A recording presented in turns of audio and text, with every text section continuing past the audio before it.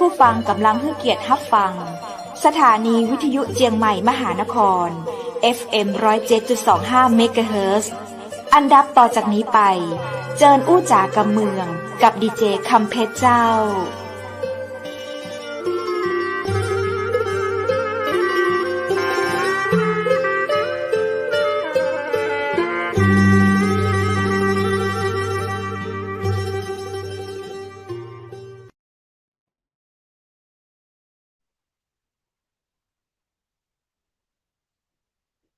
สวัสดีเจ้า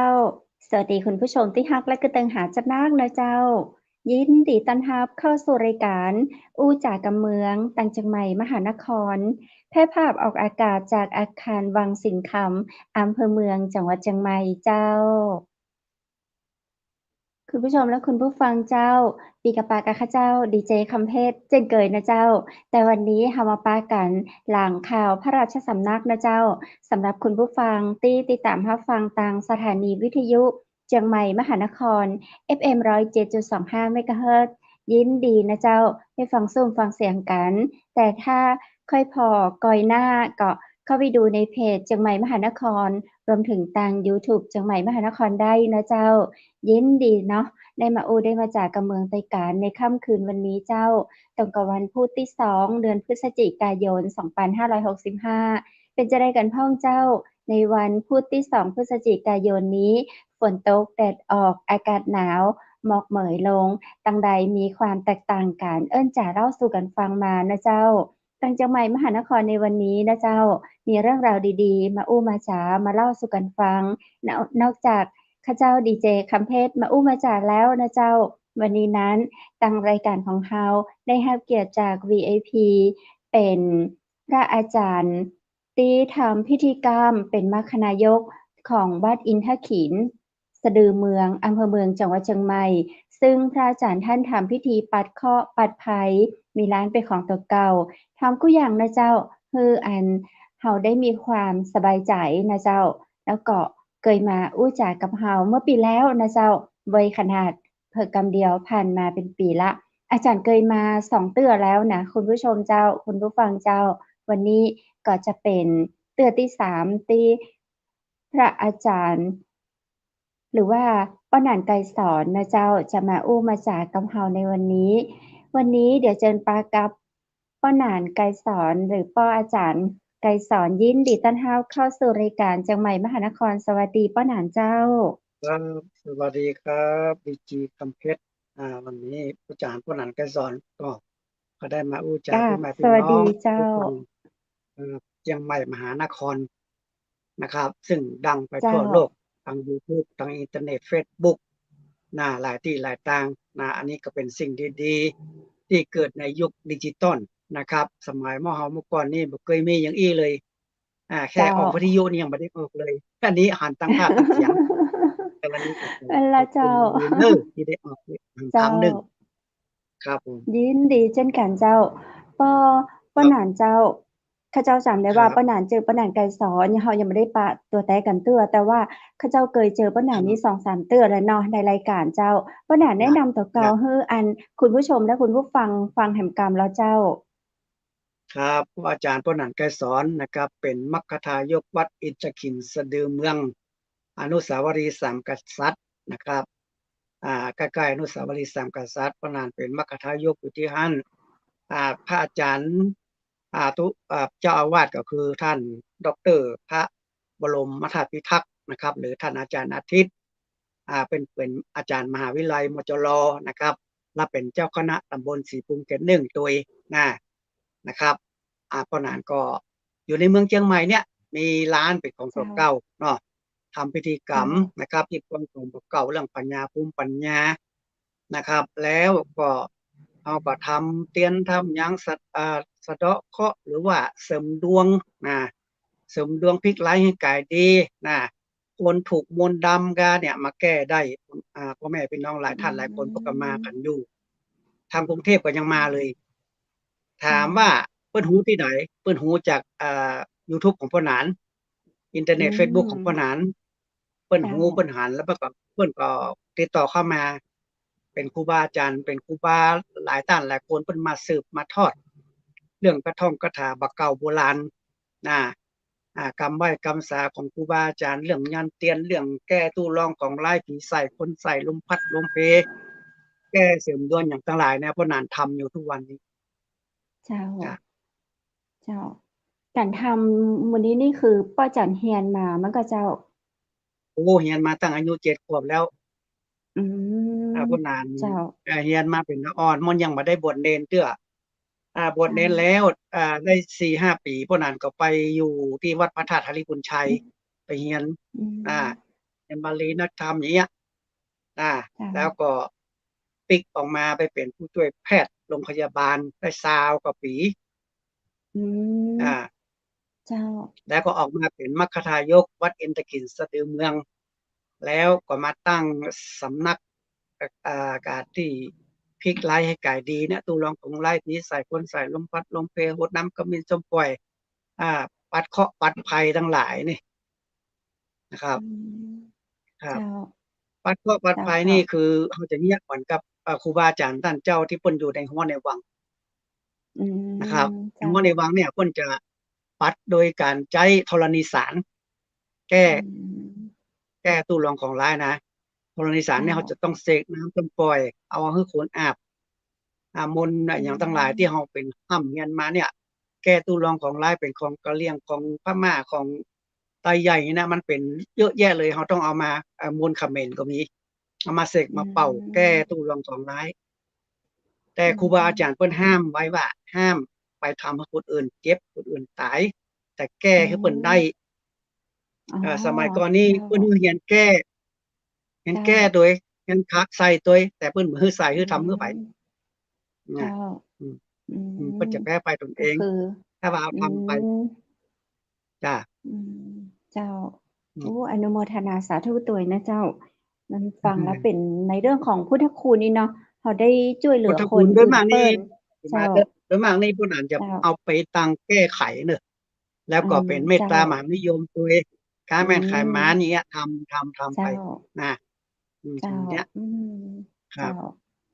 บ ลูกศิษย์ลูกหาเกาะนักเนาะ ตึง โอ้ เยอะ ใน มาก ๆ เลย ประเท ต่าง ศ ประเทศ จึง ยังมี ปัด เลย ได้ข่าวว่า ต่างประเทศก็มีไม้เนาะเจ้า มีต่างประเทศมีมา เพราะว่าเพิ่นไปค้าแรงงานเนาะ หรือว่าคนหลาย ๆ ที่หลายต่างเพิ่นก็อุปถัมภ์อยู่ เพราะว่าเพิ่นถือเป็นลูกศิษย์ลูกหาอาจารย์ เจ้า อย่างคนต่าง เจ้า ประเทศนี่เพิ่นไลน์เข้ามาเฮาจุดเทียนให้กับเลยเฮาใช้ชื่อเพิ่นแล้วเราก็จุดแล้วก็ส่งไลน์เป็นรูปจุดเทียน ชื่อคนนี้เนี่ย อืม แล้วเพิ่นก็ เจ้า ส่งปัจจัยเข้ามาเล็ก ๆ น้อย ๆ เฮาก็จะเอานัก อืม เจ้า ถึงวันนี้ ก็ เฮา ครูบา ถึง อา ค จา ติ รย์ ว่า เนาะ เฮาช่วยคน อืม เฮาช่วยคน เจ้า ช่วยคนนี่อย่างไรช่วยคือบ่ต้องเสี่ยงบ่ต้องฮ้องก้าเพิ่น เจ้า สมมุติว่าเพิ่นจะพลิกร้ายก็ดีก้าบ่แม่นใครประมาณไม้น่ะใส่ซะได้ก็ได้คันกูถ้าบ่ใส่ก็บ่ดี อืม เพราะว่าของคุมมี เจ้า ครูเนาะ อืม ที่มันมีก้านั่นก็ เจ้า คือตู้รองของร้ายเนาะ เจ้า ดีเจ ตู้รองของ เจ้า ร้ายนี่มันต้องมีฐานครูขึ้นมีปัจจัยน้อยหนึ่งแต่มันนัก อืม เพราะว่าเราต้อง เจ้า ป้องกันตัวเก่าเราป้อง อ๋ กั อ นคนป้องกันตัวเก่าเราตัวเอง เจ้า นะถ้าเราบ่ป้องกันตัวเก่าเราเนี่ยเราจะเกิดของเปิ้นแฮงกว่าเราเนี่ยเราโดนนะของเข้าเราเลย เจ้า เราต้องป้องกันตัวเก่าเรา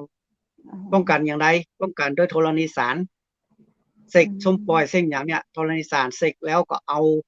มาดื่มมากินพระเก้าดมหัวแล้วก็ทำให้เพิ่นได้เลย อืม นี่เราบ่แพ้ภัยตัวเก่าละธรณีสารนี่มันแฮงมากๆเลย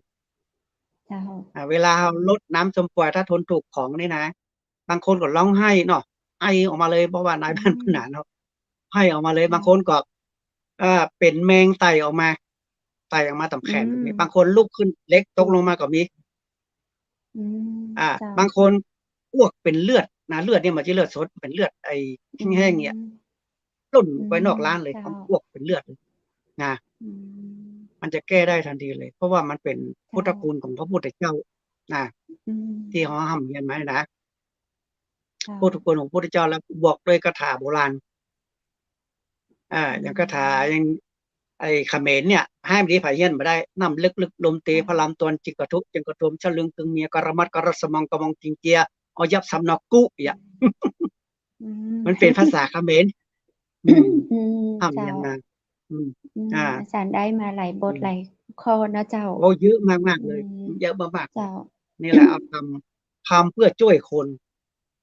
นะเจ้าคนก็หาที่พึ่งบางทีคนเฒ่าคนแก่ลูกหลานมาอู้ตัวเองเนาะเป็นนั่นเป็นเจ้านี่อู้ลูกหลานพันอู้เขาบ่เชื่ออย่าอือันนี้เพิ่นว่าบ่เชื่อมบ่ได้ลบหลู่นะ เจ้าถ้าบ่เชื่อก็เจ้า ดักบ้าน อืมมันเป็นความเชื่อส่วนบุคคเจ้าลตัวเองเจ้าพายเข้าใจป้าว่านานเจ้าอ่าต้องครับ เจ้ายินดีเจ้าเชิญเจ้าป้านานอู้ต่อเลยเจ้าเฮาทำมันหยังไปนี่เฮาคนเพิ่นมีศรัทธาความเชื่อเพิ่นถึงเจ้าจะสำเร็จผลถ้าว่าเชื่อพ้องบ่เชื่อพ้องไปอย่างอันนี้แหละบ่ได้บ่สำเร็จเจ้าบ่สำเร็จถ้าว่าเฮาศรัทธาความเชื่อป้อมป่วยป้อมม่อนครูบาอาจารย์ตั้นเจ้าตุลงตุปู่หยังเพิ่นก็ทำอย่างเงี้ยดีอีน่ะเจ้าถ้ามีศรัทธาความเชื่อเจ้านี่โอเคได้เลยประสบเจ้าความสำเร็จเลยอืมอืม มีปาฏิหาริย์หลายเหมือนใจอย่างเนาะเฮามาแล้วก็มีต่อยจ้ะอดอีเนาะพลังแต่จ้ะถ้าตัวเฮาต่อต้านก็พลังดีๆที่พระอาจารย์ทำให้ก็บ่สามารถที่จะเข้ามาช่วยเฮาได้ใช่อีเนาะใช่ เจ้าเฮาต้องแบบมันจะมีครูบาไอ้ที่นครสวรรค์นะเพิ่นมาอธิษฐานเจ้าจิตในขันครูของเพิ่นน่ะนี่นะ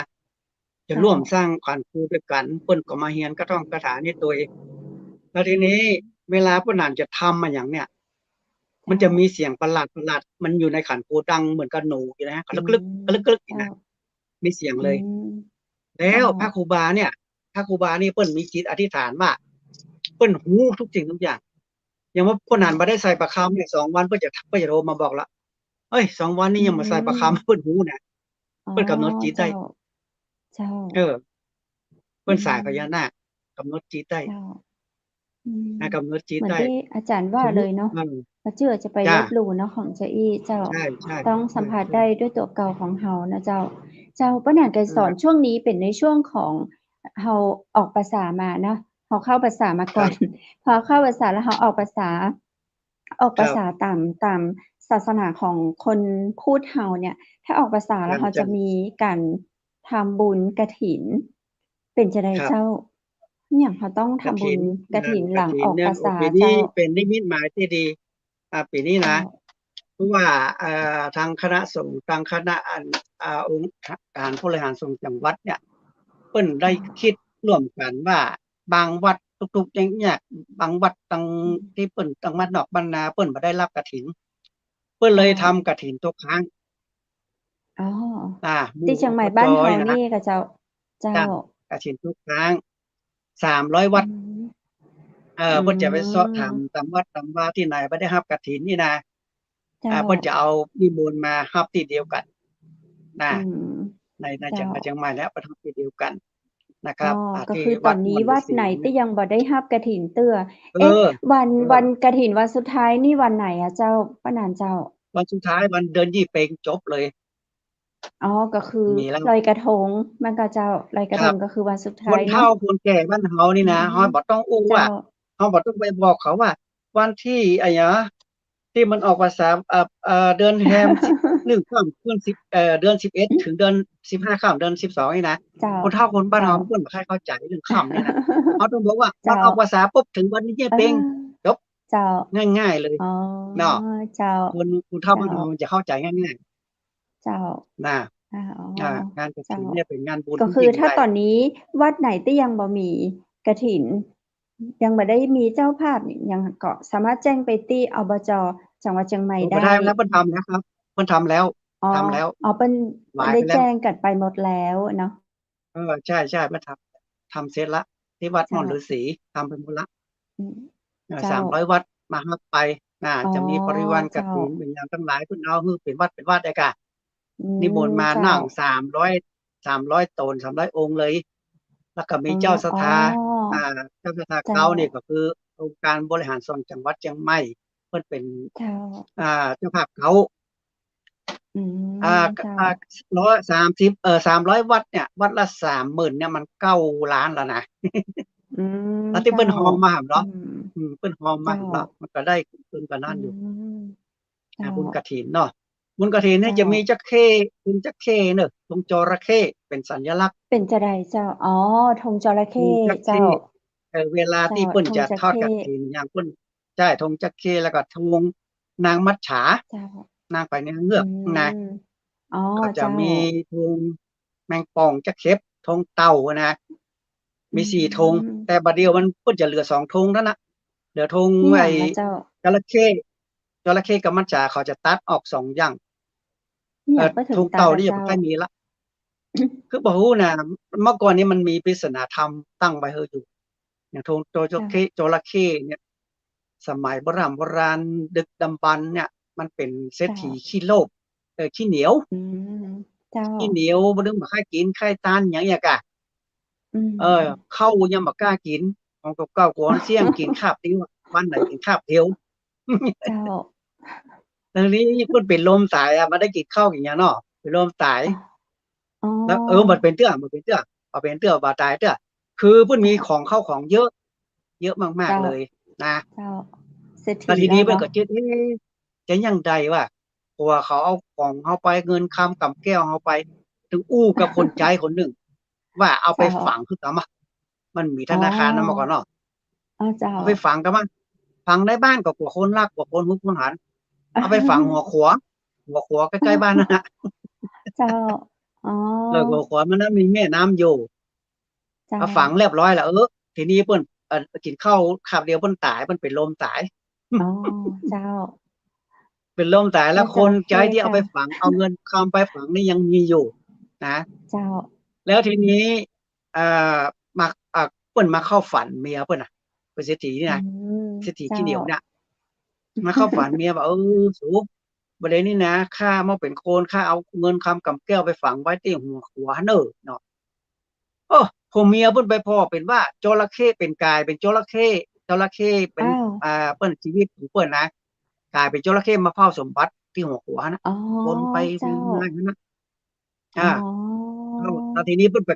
เมียเพิ่นก็ไปคูดพอ มันมีแต่เงินคำกำแก้วไว้ อื เป็นจินดา ม มี เพิ่นก็เอาไปทอด เจ้า กฐิน อืแล้วก็ม เมียเพิ่นก็ขึ้นเรือไปทอดกฐิน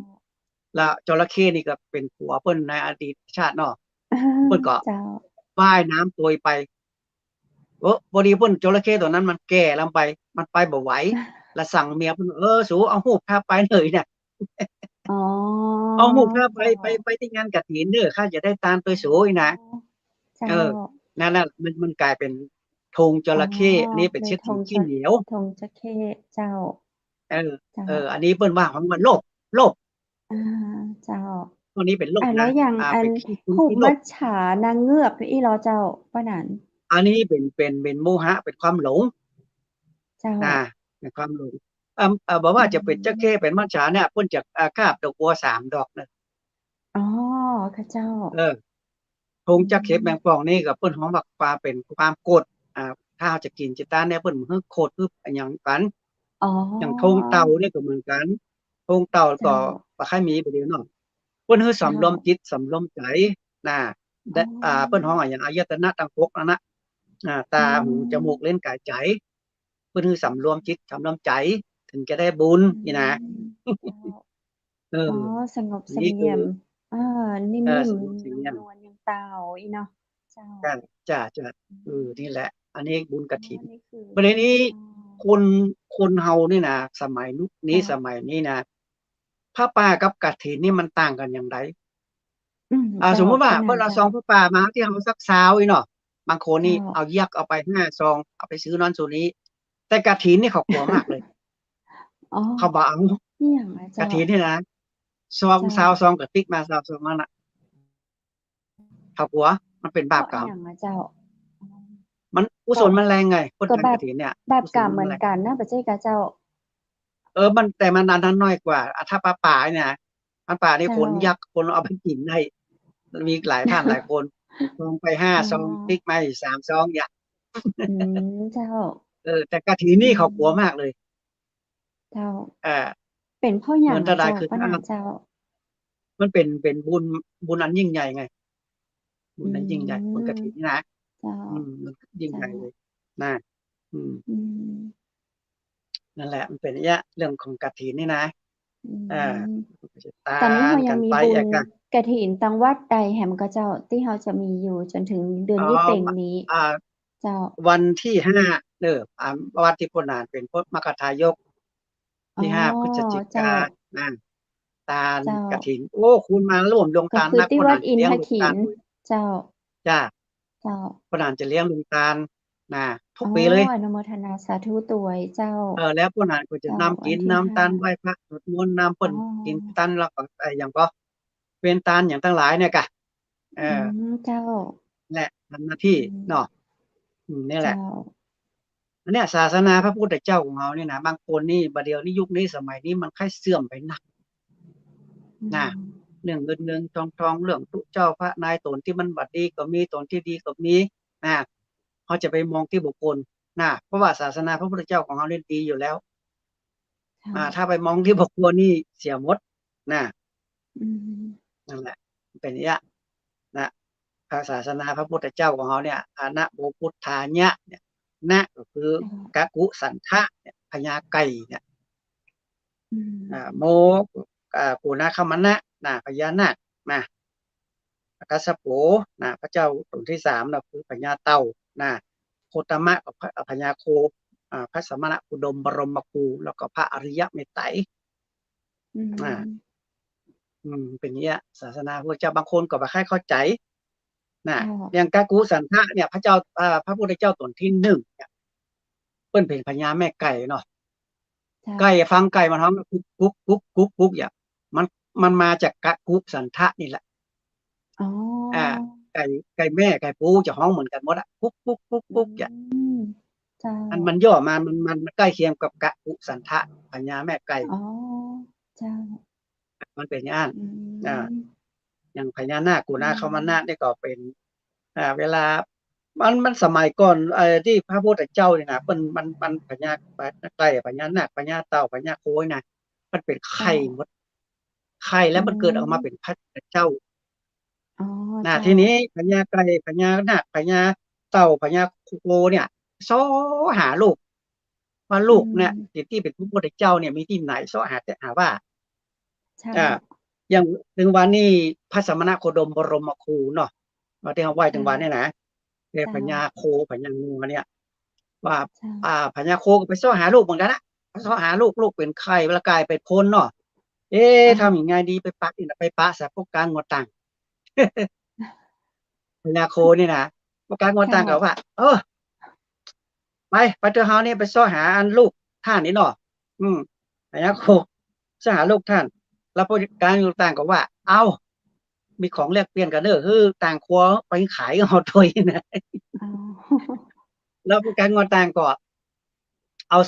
สารปอกอย่างซุปปากบ่คือกินหญ้าคือตั้งครัวไปก่อน อ๋อ นัวๆนะก็ห้องโบนี่มันมาใกล้เคียงกับแม่ยังแม่ เจ้า แม่ซ้อหาแม่โบให้ซ้อหาแม่นั่นแหละพญาโคนี่แหละพญาเต่านี่เพิ่นก็ไปซ้อหาลูกเหมือนกันนะ พญาโค เจ้า พญา พญา เต่า เต่านี่นะอันนี้กัสสปูกัสสปะนี่นะไปซ้อหาใครที่เป็นลูกพระพุทธเจ้าองค์ที่3เนี่ย อ๋อ ไป เจ้า อุดตกแต่ออกตึงบ่ายอมไปตึงบ่ายอมเข้าห้องไปซ้อลางจิตแตกคุกแต่ขาต้องเอาไปเดียวพญาเต่าเจ้า ลางแตกคุกเลยครับ อ๋อ พระเจ้าองค์ที่2นี่ก็เป็นพญานาคเนาะเป็นครึ่งหน้าครึ่งคนไปบวชก็บ่ได้เลยปรารถนาว่าถ้าจะบวชบ่ได้ขอคือได้ร่วมมือได้บวชเป็นพระนาคก็เน้ยนะเพิ่นบอกในศาสนาพระพุทธเจ้า ก็เลยฮ้องพญานาค เจ้า เป็นอย่างนั้นน่ะ เจ้า อย่างพระอริยเมตไตรนี่ที่จะมาถึงนี่นะ ที่นางซักผ้าเอาไข่ไปไว้ในบ้านในจองเพิ่นนี่นะ ตัวแทนของเพิ่นคือสิงโตที่อยู่หน้าวัดนะที่เพิ่นอ้าปากนะเพิ่นรอพระพุทธเจ้าเมื่อ 5,000 ปีจะมาถึง เจ้า ญาสิงห์นี่นะ สำหรับจับเนาะเป็นโทษแบบอ้าปากทั้งนั้นเลยพญาทั้งหลายเลย ใช่ เจ้า เจ้า สิงห์นี่มันมีสัตว์เพิ่นฮ้องสัตว์2เพศในหิมพานต์ปลาหิมพานต์นะเพิ่นฮ้องไก่สนนาคาเป็นชื่อเพิ่นน่ะนี่แหละ อ๋อ ไก่สนคือสิงโต อ๋อ เจ้า ไก่สนกับนาครวมกันหัวเป็นนาคทั้งท้ายทั้งเปลืองทั้งหลังนี่เป็นสิงโต เจ้า สิงโตแล้วทีนี้ ชื่อพวกนั้นกับไกรสอนกันทาเนาะแล้วพวกนั้นก็เอาเปลี่ยน เจ้า เป็นไกรสอนนาคาเป็นสัตว์หิอ๋อ มพานต์ไปดูในเน็ตในไลน์ได้ เจ้า นะ อ๋อ สัตว์หิมพาน มี ต์ ความเป็นมา แล้วพ จะ วก ดี นั้นนี่ เนาะ ก็เกิดวันจันทร์15 ค่ำ เจ้า หิมะแม่เนี่ยมัน เจ้า มันถือพญานาค อืม เจ้า พญานาคกับพญา อืม ราชสีห์อยู่ในตัวเดียวกัน อืม เจ้า นี่มันเป็นนี่เป็ อื นที่ไปที่ ม มา นะ เจ้า เนี่ยเดี๋ยวพวกนั้นบอกว่าบ่เชื่อบ่ได้ลบหลู่เนาะ เจ้า อืม เจ้า นี่แหละ เรื่องกินเรื่องการ อื เรื่อง ม ศาสนาพระพุทธเจ้าของเขาเนี่ย เรื่องมันหนักเนาะ เจ้า อย่างพวกนั้นเวลาหมดหรือยัง ยังหมดแล้วเนาะ ยังเจ้า อู้ได้อยู่เจ้า อย่างพวก อืม อย่างเพิ่นมาแก้ตู้รองของร้ายเนี่ยนะ มารดน้ำมนต์เนี่ยนะ พวกนั้นจะ เจ้า ต้องเสก สมมุติว่าเพิ่นจะรดน้ำมนต์เที่ยงนี้เนาะ เพิ่นขี่เครื่องบิน เจ้าม มาจากกรุงเทพเนาะ เที่ยงนี้ข อื อเว ม ลาเนิ่น เจ้า เขาจะสวดตั้งแต่ 9 โมงถึงเที่ยงเลย อื สวดเสกเป่า ม เสกเป่า เสกเป่า เสกเป่า อ๋อ คาถาบักเก่าโบราณ คาถาธรณีสาร คาถาตู้รองของร้ายแก้ของที่ได้ห้ามได้เรียนมาเสกใส่ให้หมดอะ อืม ก่อนจะรดเพิ่นนี่ต้องให้เพิ่นกินนี่3 คืน ล้างตังในก่อน อืม เกิดตังในมันเป็น เจ้า เป็นตู้รองของร้าย มันโดนเหล็ก โดนหนังควายเข้าท้องอย่างงี้นะ ถ้า เจ้า กินน้ำมนต์ธรณีสารไปก่อน ล้างตังในก่อน แล้วก็ อื ค่อยเอา ม หลอดออกนอกปุ้มเลย อืม เจ้า แล้วจะดีมาก แล้ว จะ จะ นอน ได้ ตัวเบา อา เลย อืม นอนตั เจ้ ว า เบาบ่ค่ำบ่คืน หลับดีนอนดี อืม ได้รดน้ำมนต์นี่นะ อื อัน ม นี้เป็น เจ้า สิ่งที่ ครูบาอาจารย์ท่านเจ้าเพิ่นสอนมาว่าอื ใจบท ม นี้บทนี้เด้อเนี่ย อืม อืม เจ้า อย่าง อื คาถาม ม ตู้เนี่ย ตู้รองของร้ายใส่นี่เพิ่นคือใส่เด็ดขาด กระทำคนนั้นเจ็บ อ คนนั้นตายนะ เจ้า เออ ใส่นี่ก็คื คา อ ถา ค มัน ก็ นเมืองเขาฮ้องว่าเป็นโดนตู้มาอย่างมันก็เจ้า เพิ่น ใส่ ตู้ ข มา อง นี่มัน เนาะ ตาจะคล้ โดนตู้ ำ ตา มา จะคล้ำเนาะ อืม เจ้า ตานี่จะคล้ำ จะด อื ำ หน้าจะมี ม สี บางคนนี่ลบหน้าลบตา บ่เจ้า ค่อยจ้องตาเขา อา อืม บางคนน่ะ อืม โดนผีตุ้ยอะ เจ้า มันว่า "เปิ้นไปไหนเมื่อคืนนี้เหมือนยังคนตุ้ยหลังแทบ ๆ" อีกนะ อา เพิ่นก็ เจ้า ว่า "เอ๊ะ มันไผมาตุ้ยเรา แล้วเพิ่นก็มาล่ะ" อืมาขอ ม เราแก้ให้นะ คเจนนั้ ้า นก็แก้โหดังคือมีสมปล่อย เพิ่นบ่กล้าสบตาเลย อืบ่กล้าม สบตา เพราะว่าของเพิ่นเจ้า มีผีมาในตัวเพิ่นน่ะ อื เอ ม อ เจ้า แล้วก็ อื พวกนั้นก็ม ไล่ออกไปด้วยน้ำขมิ้นส้มปล่อยธรณีสารเนี่ย อืม ไล่ออกไป เจ้า ติดออกไป ไล่ออกไป บางท่านบางคนนี่ให้เข้ามาเลยนะ มันบ่กล้าเข้ามา เจ้า ในที่สำนัก พวกนั้นทำพิธีนี่นะ พอดีพ่อแม่พี่น้องเพิ่นหลายเนาะ เพิ่นก็ดึงเข้ามาจนได้อะ มันอู้ไป อื แต่เมือง ม "ห้ามบ่เข้าไป ห้ามบ่เข้าไป" มันกลัว มันจะให้หุยนะ เข้ามาเพียงในบ้านที่ พวกนั้นทำพิธีปุ๊บ มันจะนอนจะหลับเลย มันกลัว พอหน้ามุหน้านอนอวบเลย มันกลัว เจ้า พวกนั้นก็เข้าไป ถามดู พวกนั้นสื่อได้นะ สื่อเทพพวกนี้นะ สื่อได้ สื่อได้ อืม เจ้า ถามว่ามาจากไหน อย่างใด จะต้องการในหยังนี่นะ เจ้า ถามได้ สื่อก็หาได้ อืม เจ้า เพราะว่ามีจิตสัมผั อื ส ม อา เจ้า อย่างที่พวกนั้น ร้านที่พวกนั้นอยู่ถึงวันนี่นะ เพราะพวกนั้นเปิดใหม่ ๆ น่ะ พวกนั้นเป็นใจบ่ดี 2 วันอะ อืม ผลสุดท้ายเพิ่นมาบอกว่า ตั้งหน้ามันมีศาลไต้ฮ่องกง บ่ได้ไปไหว้เพิ่นว่า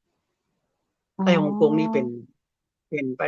ตู้เจ้าจีน บ้านเฮาก็คัก ครูบาศรีวิชัยเนี่ยเนาะ ไต้ฮ่องกงนี่เจ้า มูลนิธิอปปร ถือเป็นสิ่งดีนะ เจ้า ไต้ฮ่องกงนี่เพิ่นอยู่ประเทศจีนนี่เพิ่นบริจาคโรงศพโน่นๆนี่ๆเพิ่นช่วยคนอะ อืม อันนี้ เจ้า ศาลมันอยู่หน้าบ้านพวกนั้นนี่ ถึงวันนะ อืม เจ้า พวกนั้น 2 วันบ่สบายอะ ผลสุดท้ายพวกนั้นก็ อื รู้ว่า ม เพิ่นฮื้อไปไหว้ไปสาวอะ อืม แล้วก็พวกนั้น เจ้า สัมผัสได้ด้ ต้ ว อย ง นะ ได้คารวะ สัมผัสได้ว่า เจ้า อุ๊ย ท่านเหมือนกับเจ้าทรงเลยเนาะ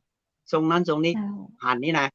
อันนี้เพิ่นมาเข้าดึก ๆ ๆ ๆ จิตวิญญาณเพิ่นมาเข้า อืม เพิ่นบอกว่า ฮื้อไปไหว้ไปสาบ้างเด้อนะ อ๋อ เจ้า เราก็ไปทุกวันพฤหัสบดี ทุกวันพฤหัส อืม เราจะไปไหว้ เพราะหยังถึงไหว้วันพฤหัส เพราะว่าวันครู เจ้า 7 วันเนี่ยเราขอไหว้วันหนึ่ง อืเอาส้มมเอาน้ำชาคนจีนนี่น้ำชาเนาะเพิ่นชอบเนาะเอาเจ้าน้ำชาส้มเขียวหวานกาทูบกาน่ะไปไหว้ไปสักการะบูชาเพิ่นอันเนี้ยบัดเจี้ยวบัดเดะลบๆพ่อแม่พี่น้องเจ้าชาวเน็ตทั้งหลายเด้อ เจ้าพอ ขอเราไปงอะไรผมทำพิธีหันตัวนิดนึง ไหว้ขอขมาเปิ้นแล้วคารวะเปิ้นแล้วเป็นจั่งใดเจ้าก็ดีอ่ะเวลาเจ้าลูกศิษย์ลูกหามาบอกว่าถ้ามีเวลาก็เอาพวกนี้ไปไหว้เพิ่นเด้อหั่นน่ะอืเหมือนค่ามามเอียดเนาะมันก็เป็นสิ่งดีไงสิ่งดีอย่างที่มันดีคือดีนั่นแหละอ่าเจ้าเนี่ยนึกร้ายอืให้กายมดีน่ะคุณจะมาถามว่าพระทหารดวงดีก็บ่ต้องถาม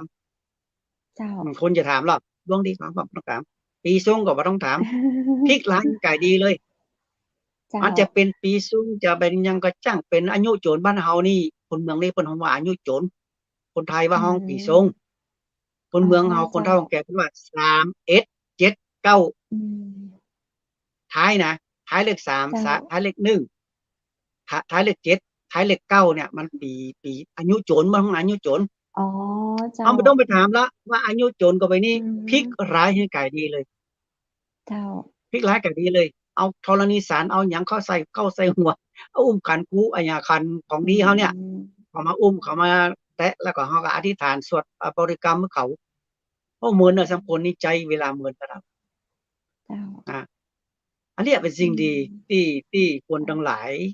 ต่างกรุงเทพกรุงต่างที่หลายๆที่หลายต่างแม้แต่ตู้เจ้าเพิ่นยังมาสืบมาทอดอะ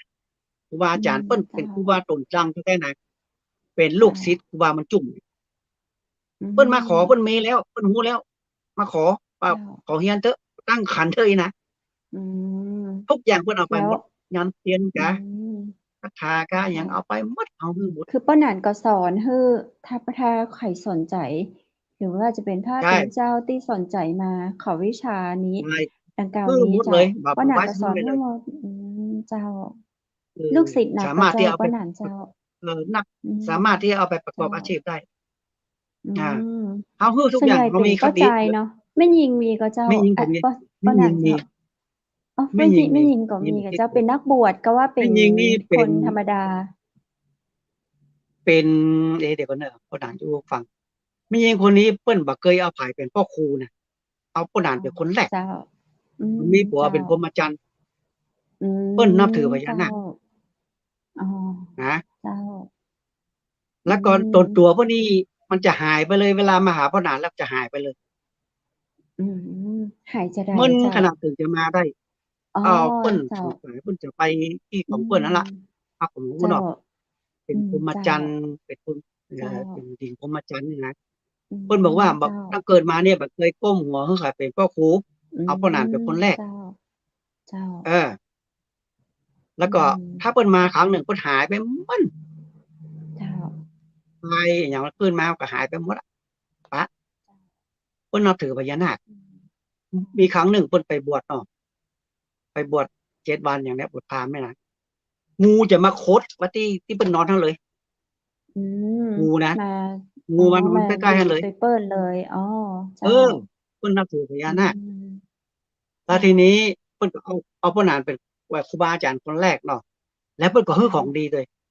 ของดีพ่อหนานนะอืมพ่อหนานจะเอาเจ้าใส่ขันครูเนี่ยเป็นเม็ดพระธาตุแก้ว9ดวงแล้วก็มีอืน้ำมมนต์พันวัดเจ้า เพิ่นเอามาไว้เนี่ยนะโอ้ยหันวัดพ่อหนานจะต่อยอดไปเรื่อยๆจ้ะอืมเจ้าอืมอนุโมทนาสาครับธุตัวยนะเจ้าป้าหนานเจ้าวันโอ้นี้ป้าหนานยังอันนี้ พร้อมที่จะดูอะไรอย่างก็รับดูแลลูกศิษย์ลูกหาที่เปิ่นสนใจเข้ามาเรียนเข้ามาศึได้กษาได้เรื่องเหล่านี้อยู่เจ้าเขาถือตึงแม่หญิงตึคติว่างเข้าใจเจ้าถือคติว่าอมหายพอมีคายอยู่ข้อห้ามอ๋ออมหายคายอยู่เจ้าถ้าอมไว้คนเดียวก็จะหายอืมถ้าเอาเจ้าคายคนอื่นคอืนอื่นเฮียนไปมมันจะยังอยู่อย่าเออ๋ออเจ้ามีลูกศิษย์ลูกหามันยังมีอยู่อืมเจ้าหามันยังอืมาจันทร์มเจ้าแต่ป้ามันหนานเจ้าก็มีคนกรุในช่วงงเทพมาสุดท้ายเจ้า ครับเลยช่วงสุดท้ายของรายการเจ้าป้าหนานอยากอืมฝากหยังถึงคุณผู้ชมหรือว่าอยากอันฝากอันหยังเชิญเลยเจ้าที่ปนานได้ออกวันนี้เนาะก็ขอฝาเจ้ากกับบรรดาพ่อแม่พี่น้องนะครับหรือว่าจะเป็นเจ้ายูทูบเจ้าเน็ตเจ้า อย่างทั้งหลายที่เบิ่งเข้าได้ดูทั้งภาพทั้งเสียงนะก็พ่อนานก็ขอกราบขอบพระคุณยินดีกับท่านทั้งหลายที่มีศรัทธาความเชื่อในเรื่องฮีบกองของมาเก่าเรื่องปัญญาภูมิปัญญาเรื่องกระท่องกระถาเรื่องจารีตเทศไว้นะเวลาที่พ่อนานได้สืบได้ทอดมาเนี่ยพ่อนานคือทุกท่านทุกคนถ้าคนนั้นสนใจนะคือไปบางท่านบางคนก็เอาไปใช้ประกอบอาชีพได้เลย บางคนก็เอาไปไว้กับตนกับตัวบ่ได้นะแต่บางท่านบางคนนี่บ่ฮื้อเนอะถามว่ากระถามีก็มีหรอกเป็นกระถาวงต ข้อ ระ ห กู ยั ล ง บ่ ล่ะ ฮื้อไผ เจ้า ฮะ อ๋อเอาหมายถึงคนที่เปิ้นอมไว้บ่ฮื้อไผ เออ อีเนาะ เอ เจ้า อบ่ฮื้อไผยังขานไว้ มีแต่ปัญหาบ่ใช่ตรงกันข้ามเล เจ้า ย เจ้า ทุกท่านทุกคนไผที่สนใจเด้ อ๋ อ อ ถ้าสนใจแต่ฮื้อ เจ้า เลย เจ้า แล้วก็ อืม บักคำที่พ่อนานใส่เนี่ยบักขามพาตายพายอืม 56 ลูก เต้าคุณพระพุทธ อ๋อ เจ้า อื56 ลูก ม เนี่ย ครูบาเพิ่นเอามาถวายขวัญครู เส้นเนี้ย เจ้า 30,000 ตกแก่น1สา 536 บาท เจ้า บักขามตายพายนะ ตายพายด้วย เอาใส่นี่เพิ่นฮู้เลย ครูบาเพิ่นจะฮู้เลยว่าใส่วันนี้ เจ้า บ่ใส่บักขามเพิ่นก็ฮู้เลยนะ เพิ่นกำหนด อื จิตได้ ม เด้อ เจ้า อืม สมมุติว่า อื ไผไข้ ม ลองดีนะไปนั่งส่องหน้าเพิ่นสามารถทำให้คนนั้นเจ็บต้องได้เลย อุ๊ย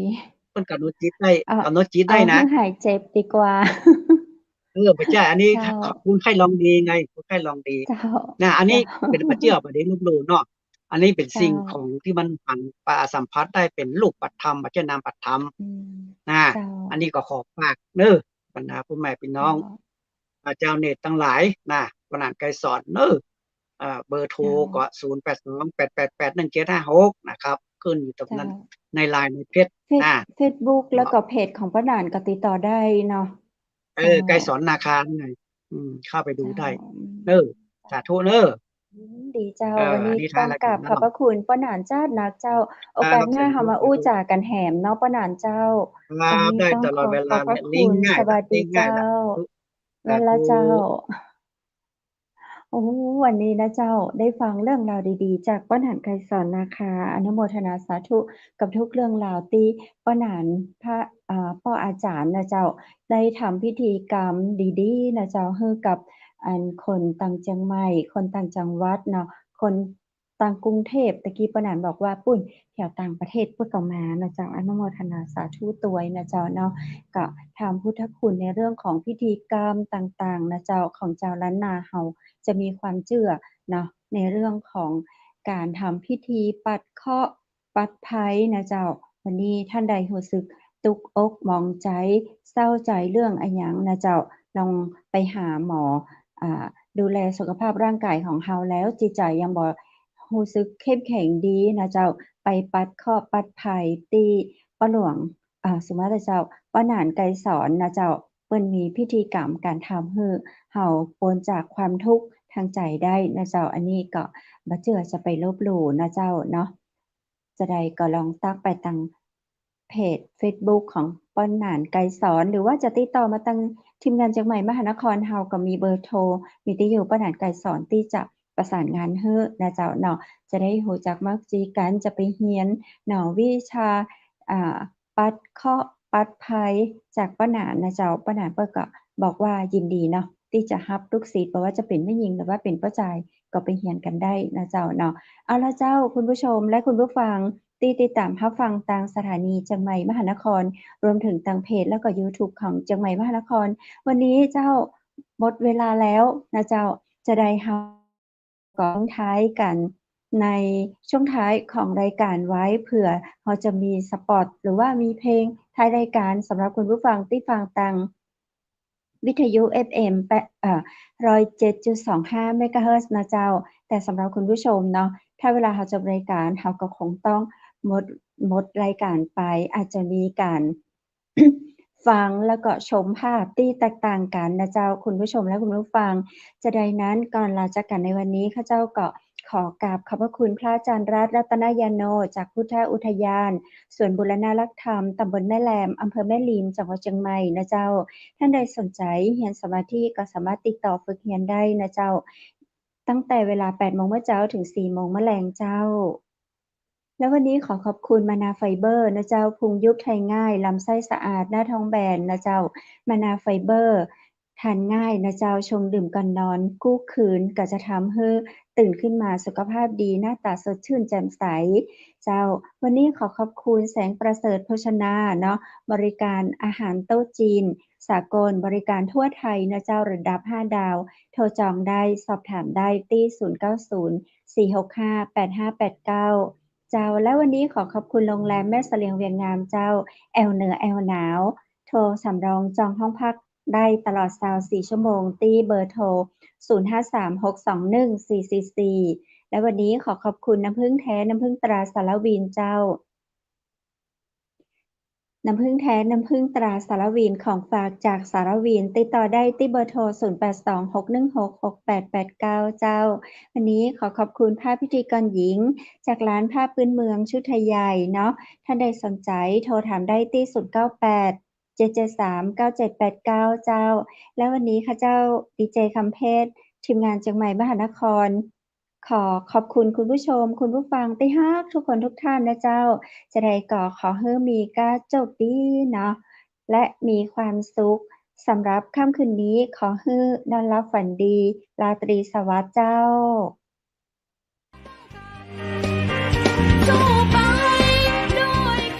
สถานีวิทยุเจียงใหม่มหานคร 107.25 เมกะเฮิรตซ์ขอแสดงความห่วงใยและเป็นกำลังใจให้ทุกท่านในช่วงการระบาดของโรคโควิด -19 ในครั้งนี้เพื่อลดความเสี่ยงควรสวมหน้ากากอนามัยทุกครั้งล้างมือเป็นประจำขอให้อยู่ที่บ้านให้นักที่สุดด้วยความปรารถนาดีจากหมู่เฮาเจ้าเจียงใหม่มหานครสนับสนุนโดยกาแฟโกแมคคอฟฟี่และโรงแรมแม่เสรียงเวียงงามโทร 053-621-444 และ 081-595-2883